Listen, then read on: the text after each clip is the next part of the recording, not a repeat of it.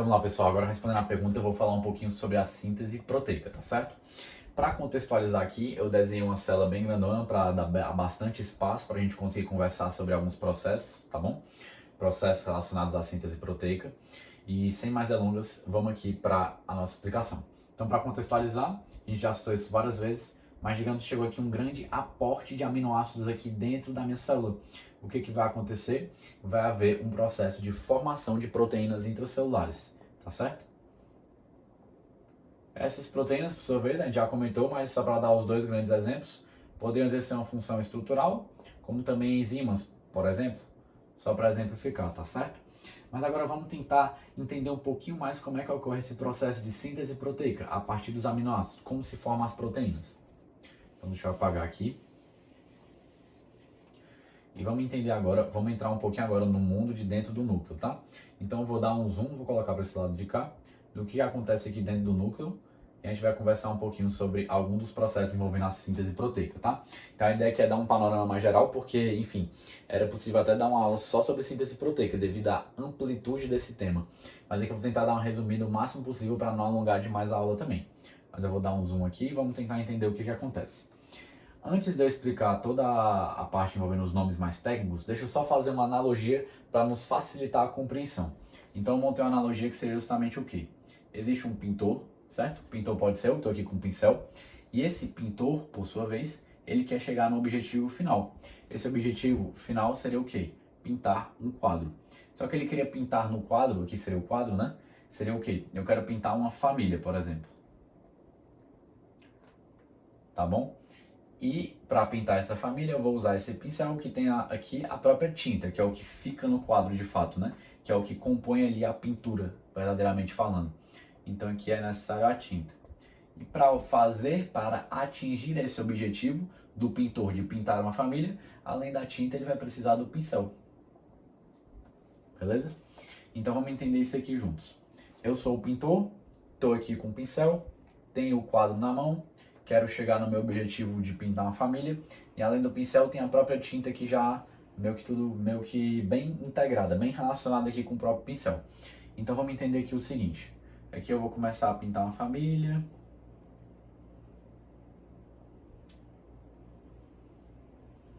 Certo. Atingir aqui o meu objetivo de pintar uma família. Então vamos entender o seguinte, o pintor é o quê? O pintor é o próprio DNA, pessoal. E as ideias que o pintor, o DNA, tem ali contidas nele é o quê? É o próprio código genético. Já explico melhor. O pincel, por sua vez, é tanto o RNA como o próprio ribossomo. Ou seja, o pincel é aquele maquinário, é aquele instrumental, é aquele meio o qual o pintor utiliza para atingir o seu fim, a finalidade que seria pintar uma família. Família que é precisamente a proteína. Tá certo? E para pintar a proteína tem que ter alguma coisa para servir de substrato para essa pintura mesmo. Que no quadro está a pintura, que foi a tinta preta desse pincel. A tinta que é o substrato utilizado para a formação ali do que eu quero pintar, que no caso é a família, no caso é a proteína. Essa tinta são os aminoácidos. Tá certo, pessoal? Então, o DNA, agora entrando na linguagem um pouquinho mais técnica, saindo um pouquinho da própria analogia, o DNA é aquela molécula, aquela substância que vai fazer o quê? Ali nessa porção que é o gene, né? E no código genético, mais especificamente falando ainda, a partir dele que a gente vai o quê? Comandar a síntese de diferentes tipos de proteínas. Então aqui eu exemplifiquei com uma proteína na analogia com a família. Mas fazendo analogia, digamos que eu quisesse pintar uma paisagem, quisesse pintar uma outra proteína. Então a partir disso, o DNA, outra parte do código, ou seja, outra ideia do pintor, entraria em jogo, e a partir dessa outra ideia surgiria uma nova pintura, né? Uma nova proteína. Enfim, então só queria dar essa analogia geral para a gente entender um pouquinho do que a gente vai comentar em todos esses processos. Então, sem mais delongas, vamos aqui para dentro do núcleo e entender o que está acontecendo lá dentro do núcleo. Reforçando mais uma vez, meu propósito aqui não é dar uma coisa muito ampla, muito específica, mas tentar dar um panorama bem geralzão, tá? Mas vamos nessa. O DNA, aqui, vou desenhá-lo.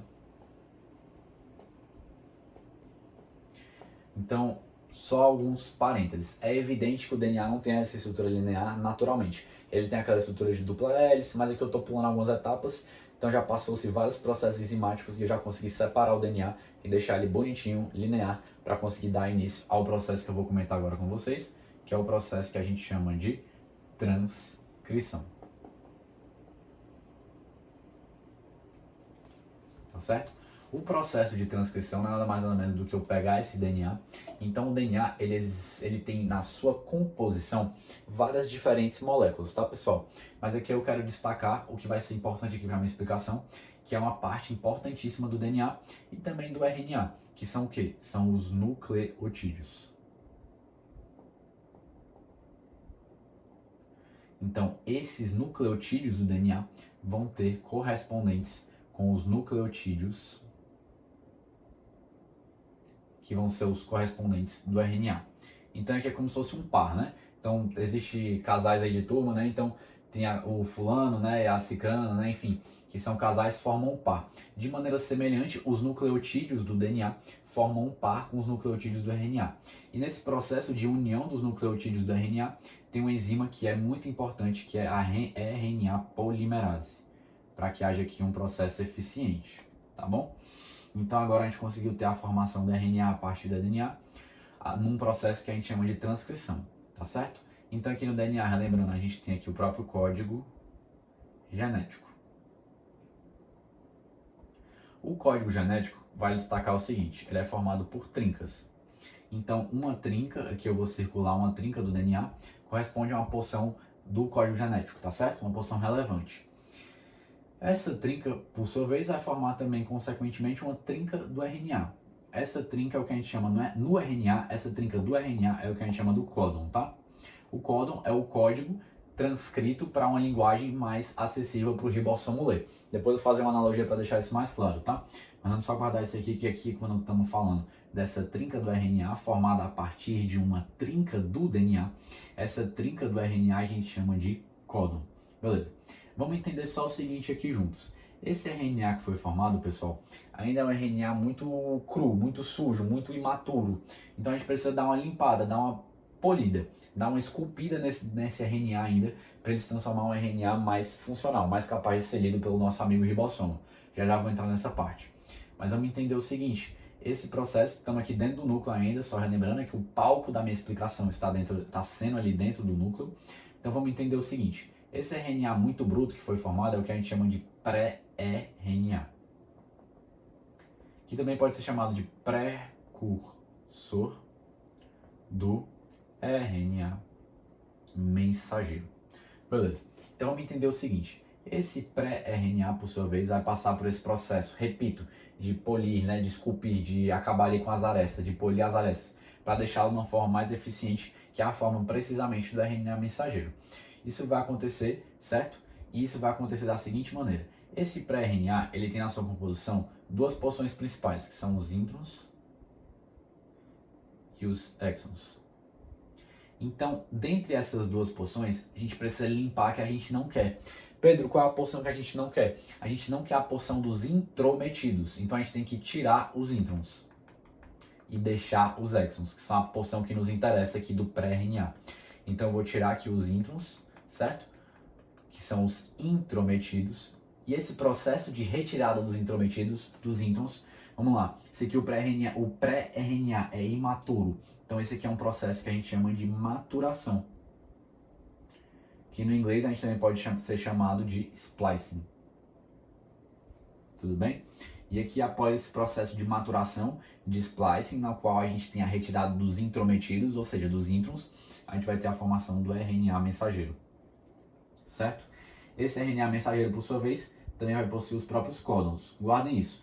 Os códons, pessoal, o que eles são? Então vou simplificar aqui, né? O códon é uma trinca de quê? De nucleotídeos. Então vou dar só um exemplo para não entrar muito naquela ideia dos nucleotídeos, ter que citar todos, porque acho que você já conhece, mas aqui eu vou só citar rapidamente. Então aqui eu vou dar um exemplo. Digamos que aqui no DNA, no código genético, a gente tinha os nucleotídeos G, G e G. Um exemplo. Beleza. O G, G e G, por sua vez, eles vão ser transcritos aqui para o RNA como C, C e C. Beleza? E esse C, C e C também vai chegar aqui uma hora ou outra no RNA mensageiro. Então digamos que começou aqui o RNA mensageiro, que agora já passou pelo processo de splicing, de maturação, né? Então, na verdade, quem passou foi o pré-RNA, perdão, e quem foi formado a partir desse processo de splicing foi o RNA mensageiro. Então, aqui agora continua aqui os códons. Então, continua aqui o CCC. E esse códon, ele vai corresponder o quê? Ele vai corresponder, pessoal, a um tipo de aminoácido. Então, vocês lembram que tem 20 tipos de aminoácidos? Então, esse códon aqui vai corresponder a um tipo de aminoácido. Eu não lembro exatamente a tabela, lógico, não consigo lembrar de quais trincas vão corresponder a cada aminoácido. Mas aqui eu vou chutar, vou dar um exemplo completamente ilustrativo, fictício. Não sei se é assim mesmo. Então, sigam a tabela se vocês quiserem saber. Mas aqui eu vou dar um exemplo aleatório que seria correspondente à alanina, por exemplo, que é um tipo de aminoácido, tá certo? Só para exemplificar mesmo.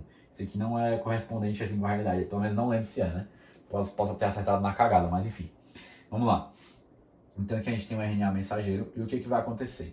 Agora a gente vai sair aqui do mundo do núcleo e vai entrar um pouquinho no mundo do citosol, do próprio citoplasma da célula. Esse RNA mensageiro vai se deslocar para o citoplasma da célula e vai se encontrar com algumas estruturas que estão aqui presentes. Essas estruturas são os ribossomos.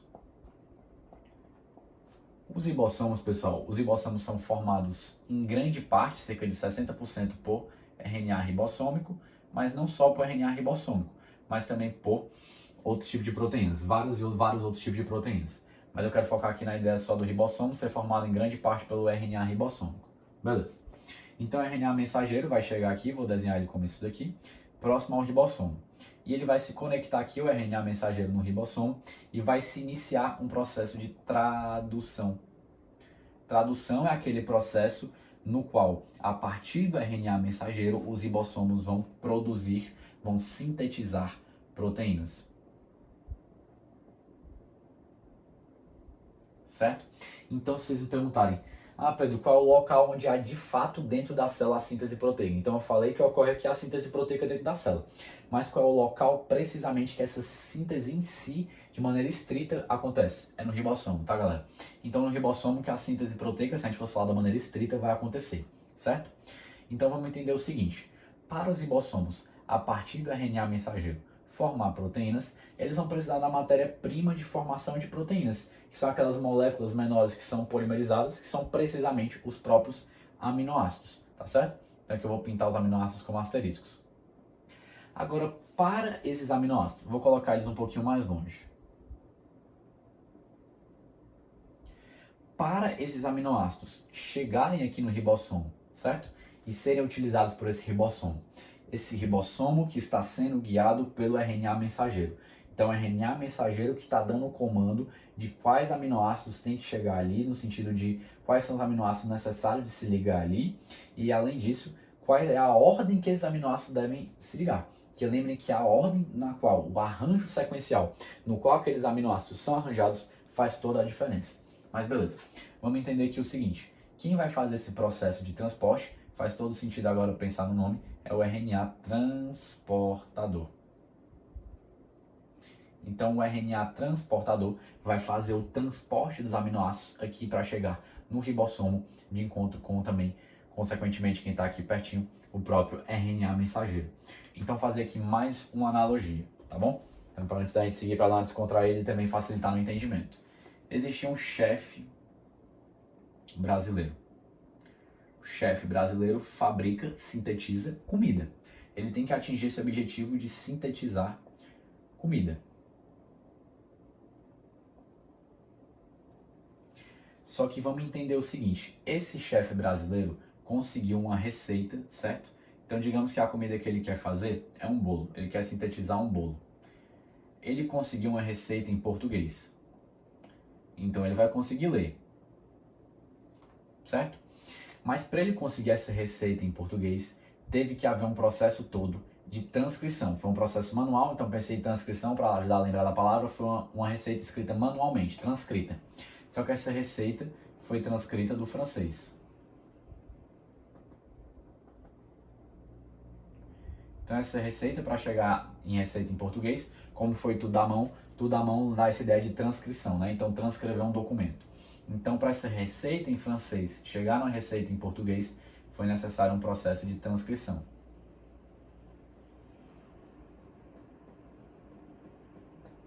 Certo? Mas finalmente o chefe conseguiu pegar essa receita em português nas mãos e agora ele é capaz de utilizá-la.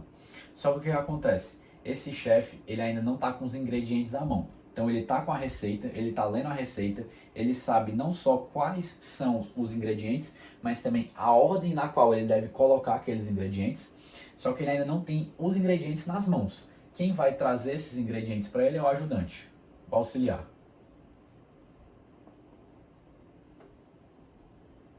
Tá certo? Então o auxiliar vai levar os ingredientes. Mas para o auxiliar levar os ingredientes de maneira correta, ele precisa entender um pouquinho sobre essa receita em português, para ele entender pelo menos o que está na receita e quais são os ingredientes que ele precisa levar. Essa tecnologia que o auxiliar utiliza para compreender ali a receita e levar os ingredientes certos é o que a gente chama da tecnologia do anticódon. Já vou chegar lá, beleza? Então, o auxiliar, para saber quais os ingredientes deve levar e também levar os ingredientes, pelo menos na ordem certa, para o chefe não brigar com ele. Então, ele tem que usar essa tecnologia que é o anticódon. Então, aqui para amarrar toda a analogia, tá? O chefe brasileiro é o ribossomo, certo? A receita em francês é o código genético do DNA. A receita em português é o RNA. Só um adendo sobre essa receita em português.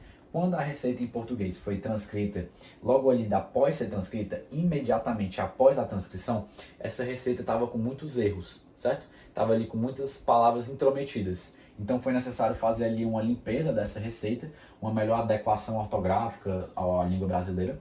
E nesse processo é o que a gente chama de maturação, ou também pode ser chamado de splicing. Então aqui, estou só dando um exemplo que a receita que estava ali muito bruta ainda, cheia de palavras erradas, essas palavras erradas seriam os introns, tá bom? E esse processamento da receita, essa maturação, esse splicing seria a limpeza da receita para ficar com as palavras mais adequadas, que seria a retirada dos introns, tá bom? Então é isso, só para continuar aqui. Então vamos continuar. O ribossomo vai usar essa receita em português agora já na sua forma mais ideal, na norma, que seria o RNA mensageiro, tá certo? E ele vai utilizar esse RNA mensageiro para sintetizar o bolo, que é a proteína. Mas ele precisa, repito, dos ingredientes. Os ingredientes são os aminoácidos. E os aminoácidos são trazidos pelo auxiliar. O auxiliar é precisamente o próprio RNA transportador. Certo? O auxiliar que leva esses ingredientes, que leva justamente os aminoácidos, ele utiliza a tecnologia do anticódon, que é nada mais nada menos do que a seguinte. Esse auxiliar, que é o RNA transportador, tem que fazer o seguinte, ele tem que reconhecer o quê? Ele tem que reconhecer ali no RNA mensageiro quais são os códons, certo? Os códons seria justamente o que está escrito aqui na própria receita em português. Então os códons eles estão escritos na receita em trincas também, lembram? Então a receita é escrita por palavras, de cada palavra tem 3 letras. As letras são os nucleotídeos, tá certo? Então a receita em português vai ter o quê? Vai ter justamente as palavras dispostas, todas as palavras em 3 letras. 3 letras, repito, seria as trincas, certo? Então o RNA transportador vai ter que reconhecer esses códons. Para reconhecer esses códons, ele vai utilizar uma tecnologia que é a formação dos anticódons. Então ele vai pegar o quê? Saindo um pouquinho da analogia, vamos usar aqui uma linguagem mais técnica, tá? Para não alongar demais. Então o RNA transportador vai reconhecer esses códons do RNA mensageiro e ele vai fazer o quê? Ele vai formar o anticódon correspondente, que seria o anticódon. E esse anticódon vai guiar o RNA transportador a saber qual aminoácido ele precisa levar para que o ribossomo trabalhe e encaixe ali na ordem correta, tá bom? Então, o RNA transportador utiliza essa tecnologia do anticódon, beleza? Então, de maneira geral, a gente vai conseguir chegar finalmente, após essa ação aqui do ribossomo, tá certo? Após essa produção proteica do ribossomo, a gente vai conseguir chegar finalmente na proteína, certo? Onde a gente queria de fato chegar. Então, só para citar aqui uns detalhes finais, todo esse processo, pessoal, desde o código genético, desde o DNA, até o processo da proteína, da produção da proteína, é o que a gente chama de expressão gênica.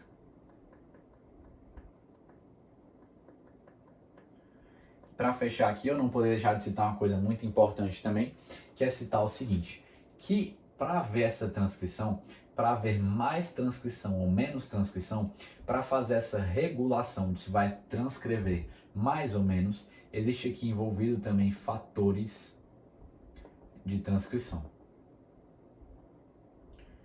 Então, os fatores de transcrição podem ser diferentes substâncias, tá certo? Mas eles vão estar envolvidos o quê? Vão estar envolvidos em regular se vai haver mais ou menos transcrição. Vai haver mais transcrição do DNA para o RNA ou menos, tá certo? Então, só para deixar isso citado também. Então, de maneira bem geral, assim, de maneira até um pouco lúdica, eu quis dar esse panorama bem geralzão e apresentar aqui, digamos que as principais estruturas relacionadas nesse panorama da síntese proteica.